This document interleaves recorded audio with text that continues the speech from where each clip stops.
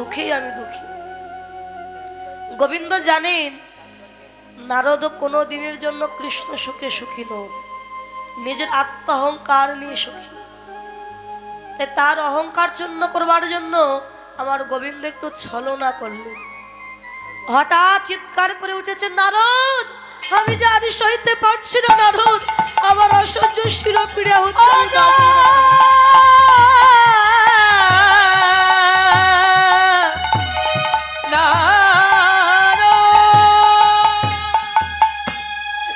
এই বলে গোবিন্দ কাঁপতে কাঁপতে মৃত্তিকার উপরে লুটিয়ে পড়েছে। অমনি নারদ মুনি গিয়ে গোবিন্দকে জড়িয়ে ধরেছে। প্রভু কি হয়েছে তোমার, অমর করছো কেন? নারদ আমি মনে হয় আর প্রাণে বাঁচবো না নারদ। আমার অসহ্য এই শিরোপীড়া মানে মাথাটা যন্ত্রণা, এই মাথাটা যন্ত্রণা হচ্ছে, আমার মনে হয় আমি আর প্রাণে বাঁচবো না। এ কি বলছো প্রভু? যে কৃষ্ণ নাম শ্রবণ করলে জীবের ভব ব্যাধি দূরীভূত হয়ে যায়, আজ সেই নামের নামীকে কিনা ব্যাধিতে গ্রাস করেছে, এটা তো বিশ্বাস করতে পারছি না আমি। বলো কি ঔষধ, কি ডাক্তার, কি বৈদ্য হলে তোমার সমস্ত ব্যাধি থেকে তুমি মুক্তি পেয়ে যাবে? গোবিন্দ বললেন, নারদ কোন ঔষধে আমার ব্যাধি থেকে মুক্তি দিতে পারবে না। মুক্তি পাবো কিসে জানো? যে ভক্ত আমাকে ভালোবাসে, আমাকে ছাড়া আর কিছুই জানে না, ওই ভক্ত যদি কোনো দ্বিধাদ্বন্দ্ব না করে অকপটে ভক্তের চরণ ধৌত জল যদি আমায় দান করে, আর ভক্তের চরণ ধৌত জল পান করলেই আমার সমস্ত ব্যাধি থেকে আমি মুক্তি পেয়ে যাব। নারদ তুমি তো আমার ভক্ত, দাও না তোমার চরণ ধৌত জল। না প্রভু এ কি বলছো তুমি? তুমি বিশ্ব সৃষ্টির স্রষ্টা, আর তোমাকে যদি আমি চরণ ধৌত জল দিই, আমাকে যে নরকগামী হতে হবে প্রভু, আমি নরকে যেতে পারবো না। তবে একটু দাঁড়াও, আমি তোমার জন্য চরণ ধৌত জল এনে দিচ্ছি প্রভু। স্বর্গ মর্ত পাতাল ঘুরেছেন, কেউ চরণ ধৌত জল দিতে রাজি হলো না। ব্রহ্মলোকে গেলেন, ব্রহ্মা দিতে রাজি হলো না। ভোলানাথের কাছে গেলেন, দিতে রাজি হলো না। কেন না? আমাদের চরণ ধৌত জল যদি প্রভুকে দেই, আমাদের নরকে যেতে হবে। রুক্মিণী সত্যভামার কাছে গেলে তারাও চরণ ধৌত জল দিতে রাজি হলেন। এরপরে নারদ মুনির মনে পড়েছে ওই বৃন্দাবনের কথা। আমি আমার প্রভুর বদনে অনেকবার শ্রবণ করেছি, বৃন্দাবনের ওই মূর্খ গোয়ালিনীগণ নাকি তাদের প্রাণের চাইতে আমার কৃষ্ণকে বেশি ভালোবাসে। কেমন ভালোবাসি একটু বৃন্দাবনে গিয়ে দেখে আসি।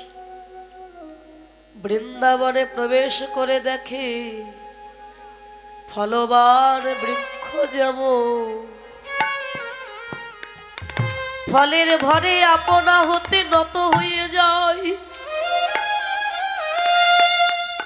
ফুলবতী বৃক্ষ যেমন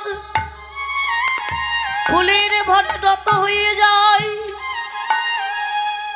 জ্ঞানী ব্যক্তি যেমন জ্ঞানের ভরে আপনা হতে নত হয়ে যায়। আজ বৃন্দাবনে কৃষ্ণ হারা হয়ে পশু পাখি তরগুল্ম লতায়াদি যেন মাথা নিচু করে হা কৃষ্ণ প্রাণ কৃষ্ণ বলে কাঁদে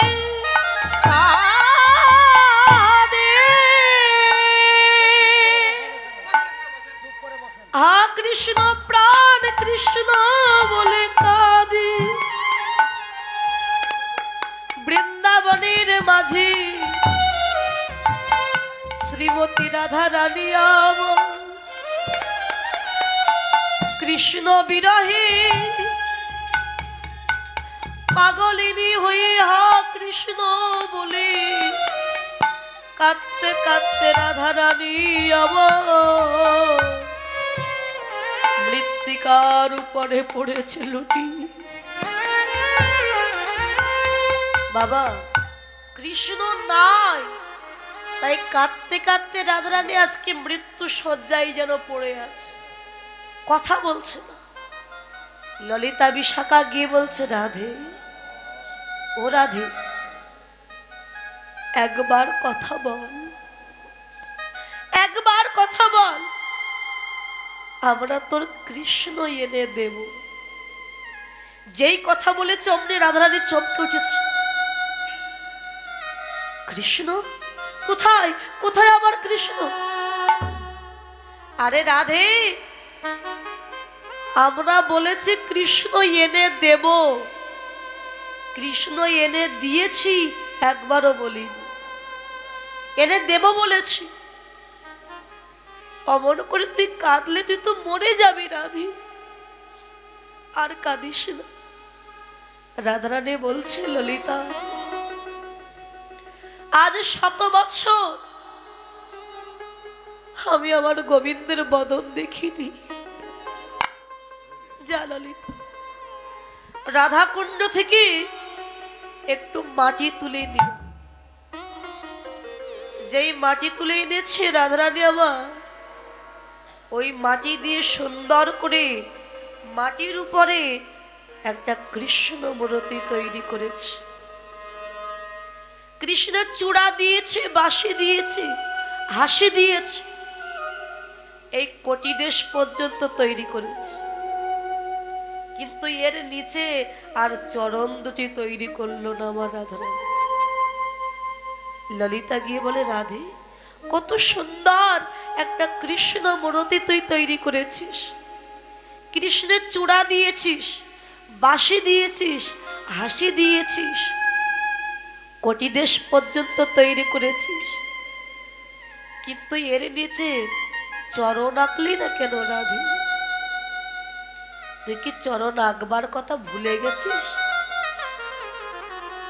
রাধারানী কেঁদে বলে, ওরে ললিতা রে,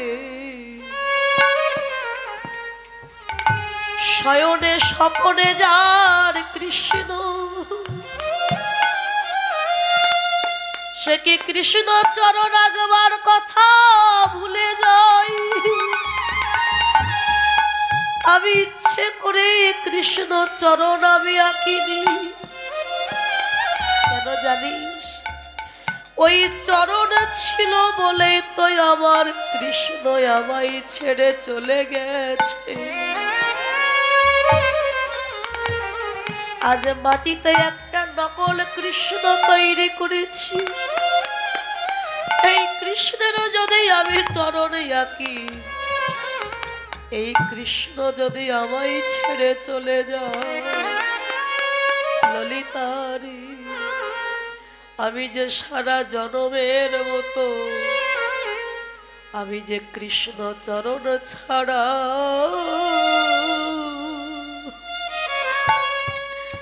আমি হয়ে যাব,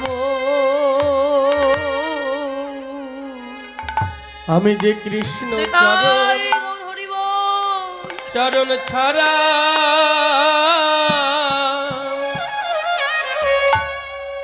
ছাড়া হয়ে যাব, আমি যে কৃষ্ণ বিনা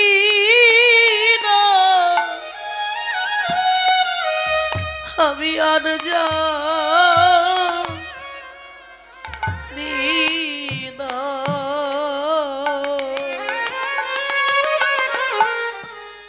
কৃষ্ণ চরণ ছাড়া আমি হয়ে যাব। আমি কৃষ্ণ বিনা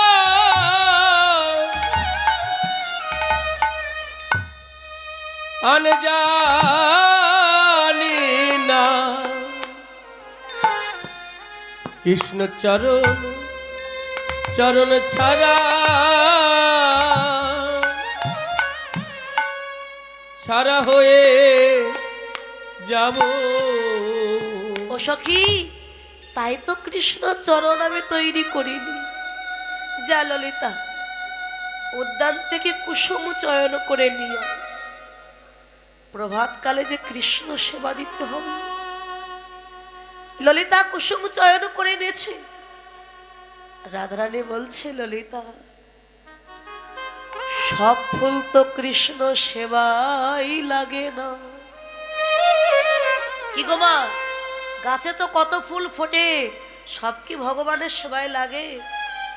কত ফুল ঝরে যায়, ধুলায় গড়াগড়ি যায়।